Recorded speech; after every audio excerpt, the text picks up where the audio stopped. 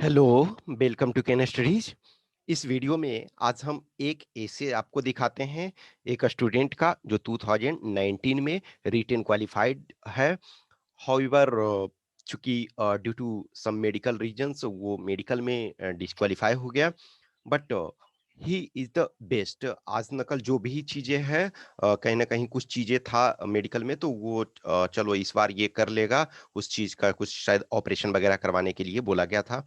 But ये student जो है एक हमारा ये क्लासरूम स्टूडेंट रह चुका है, और कहीं ना कहीं एक अच्छा इम्प्रूवमेंट भी इसने बहुत अच्छा किया। और एटलीस्ट मैं समझता हूँ कि पेपर वन में इसका शुरू में इनिशियली बहुत खराब था, लेकिन उसमें भी बहुत अच्छा कर लिया। और प्लस जो पेपर टू पार्टिकुलरली है, ये इसका वन ऑफ द बेस्ट है। एटलीस्ट मैं जिन कैंडिडेट्स लास्ट जिन कैंडिडेट्स ने आइदर टेस्ट दिए या क्लासरूम स्टूडेंट्स, या मैं जिनके थ्रू भी रहा कांटेक्ट में, तो इसमें से वन ऑफ द बेस्ट था। ऑब्वियसली है, जब मार्क्स आएगा तो हम इसका मार्क्स आपको बताएंगे और बेस्ट स्कोर किया। तो एक इसका एक ऐसे का सैंपल देखो, इसने जो लिखा है कि role of a digital revolution in internal security of India. तो हम उसका उसने जो लिखा है वो एज सच आपको प्रेजेंट ये कर रहा हूं। तो देखो, इम्पैक्ट ऑफ जो डिजिटल रिवॉल्यूशन है on internal security of India. तो इंटरनल सिक्योरिटी जो है वो एक पेरेनियल टॉपिक है, वो रेगुलर आपको आते रहता है।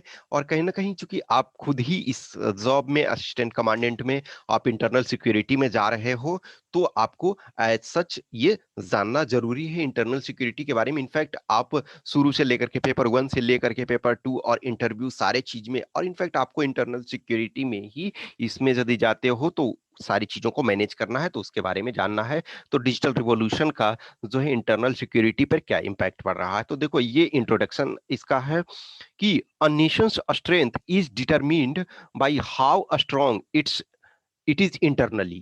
However, internal security in India is yet to be ensured with increasing military in the state of Jammu and Kashmir, and ये है ठीक है, problem of Maoist in the red corridor area. The challenges faced by internal security are aggravated by revolution in digital environment। अब ये देखो, ये उस समय ऐसे जब ये लिखा गया था, तो जब ये अभी जो है जम्मू एंड कश्मीर, इनफैक्ट आपका जो एग्जाम लास्ट टाइम जो हुआ था, तो अभी जो जम्मू कश्मीर का बाइफरकेशन तो हो गया था, लेकिन एग्जिस्टेंस में प्रॉपर तरीका से जो वो लॉ जो है अभी प्रॉपर एप्लीकेबल नहीं हुआ था। तो as a Jammu and Kashmir को स्टेट मान के चला है।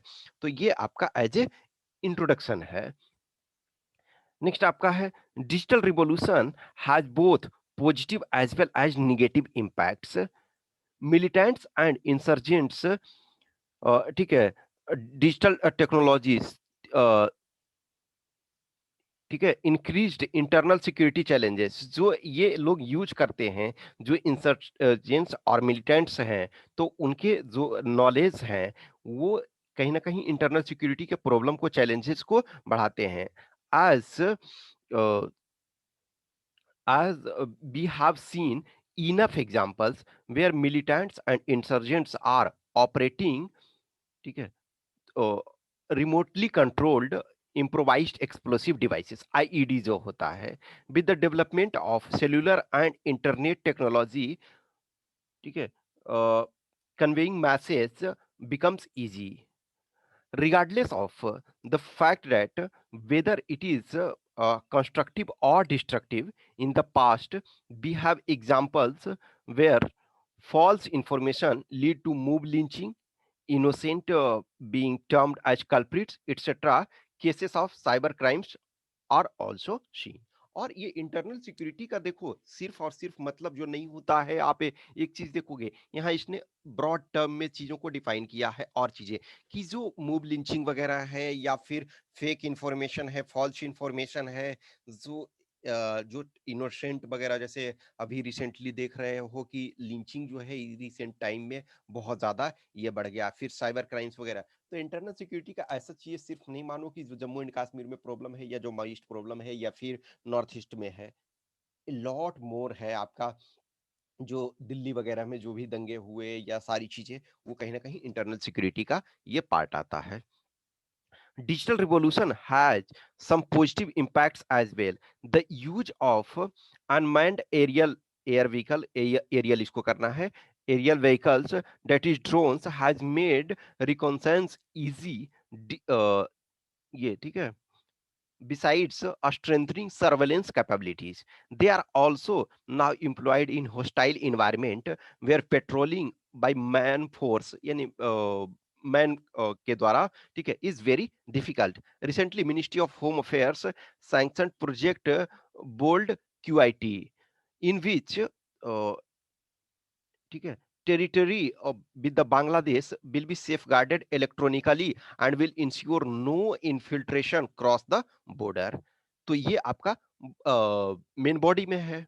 अब ये देखो, जो ये लास्ट, ये आपका कंक्लूजन में है, और इसके पहले आपका जो है वो पेनल्टीमेट जो पैराग्राफ है. Digital revolution made the big data analytics easy. Application of artificial intelligence enhanced the human capabilities to a new high.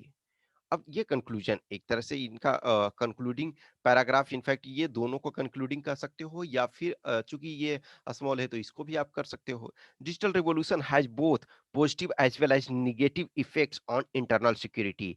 Hence, a state must ensure that application of digital devices is done in a sustainable manner. Digital technology has huge advantage. However, if used in negative manner या negative way, will have even more disastrous impact ये कर सकते हो. तो देखो, ये जो भी है, तो इस चीज को इसने जो भी एक अच्छा, इनफैक्ट देखो इसका ऑन एन एवरेज, तो एक बार आप पूरे तरीके से ये देख लो, जैसे पॉज करो इसको, तो ये आपका जो है इंट्रो है, ठीक है, इंट्रो. क्योंकि आपका इसमें क्या है, एशे जो भी आपका आता है, तो 300 वर्ड्स का ही होता है, तो 300 वर्ड्स में आपके पास बहुत ज्यादा विकल्प नहीं है. और this is the perfect blend. इसने चीजों को बैलेंस वे में रखा, बहुत अधिक वर्ड्स भी नहीं लिखा है. अब देखो, जहां आप इनफैक्ट देखो, दो चीजें होती है. एक, आप स्पेसियस लिखते हो, नॉर्मली मान के चलो कि 3 पेज आपका है, तो ऑन एन एवरेज जो आपको है 100 to 125 वर्ड्स लिखने होते हैं एक में. अब जैसे बहुत लोगों का मैं कुछ लोग जो भी टेस्ट वगैरह कुछ लिमिटेड लोग लिखते हैं, तो उसमें से देखता हूँ कुछ लोग है 200 या 250 वर्ड्स एक ही पेज में लिख देते हैं. नहीं, आपके पास जितना दिया हुआ है, आपको बहुत अधिक 500 वर्ड्स नहीं लिखना है. 300 दिया हुआ है, तो 250 से लेकर के 350 के बीच में ये लिखना है. तो नॉर्मली जो भी आपका ये है इंट्रोडक्शन है, तो नॉर्मली 30 से लेकर के और 50-60 वर्ड्स के आसपास होने चाहिए, ठीक है. तो ये इसका देखो कि बहुत ज्यादा वर्ड्स नहीं है, ठीक है, बैलेंस है ये. अब इसके बाद देखो, ये आपका मेन बॉडी में आ गया, तो इसको पॉज करो, इस चीज को देखो. फिर इसके बाद ये आपका मेन बॉडी में आ गया. फिर यहाँ देखो, ये वाला मेन बॉडी यहाँ तक पार्ट है. उसके बाद एक तरह से ये जो लास्ट का 2 पैराग्राफ है, वो उसको या तो ये किया जा सकता था कि एक जो लास्ट पैराग्राफ को ही उसको थोड़ा सा बड़ा कर दिया जाता, या 2 पैराग्राफ है तो वो एक तरह से ये कंक्लूजन में है. तो ये आपका परफेक्ट ब्लेंड. और इसमें देखो, नॉर्मली कहीं भी है, किसी भी चीज में ऐसे वगैरह जो भी लिखते हो, तो आप एवरेज लिखते हो, तो आपको 8 नंबर से 10 नंबर मिलता. उसी में थोड़ा सा आप अच्छा करते हो, जैसे इसका जो एवरेज ऐसे होता था, वो 12 मार्क्स के आसपास का ऐसे होता था, कुछ कुछ आपका 13 और 14 भी. तो ये ऐसे जो भी है, इसमें आपका 12 मार्क्स इजिली मिल जाएगा. तो इस ढंग से कोशिश करते हो, तो बहुत सही रहेगा आपका. इनफैक्ट दो देखो, जो भी हम अभी एग्जैक्ट नहीं कर सकते हैं, लेकिन इसका जब भी मार्क्स आएगा, तो मैं समझता हूँ कि पेपर 2 का जो उसने दिया था, तो 90 प्लस ही आना चाहिए, एटलीस्ट 90 कम से कम ये आना चाहिए. तो 90 इनफैक्ट मैं मानता हूँ ये एक बहुत अच्छा मार्क्स है. 100 प्लस जो है एक्सेलेंट माना जाता है. इनफैक्ट जैसे कुछ टेस्ट वगैरह इसने रेगुलर सारे टेस्ट दिए थे, तो ये कभी कभी 100 के क्लोज में भी ये 100 प्लस भी एक आध बार लाया है टेस्ट में. तो मैं समझता हूँ कि ये 90 प्लस एनीवे डिजर्व करता था.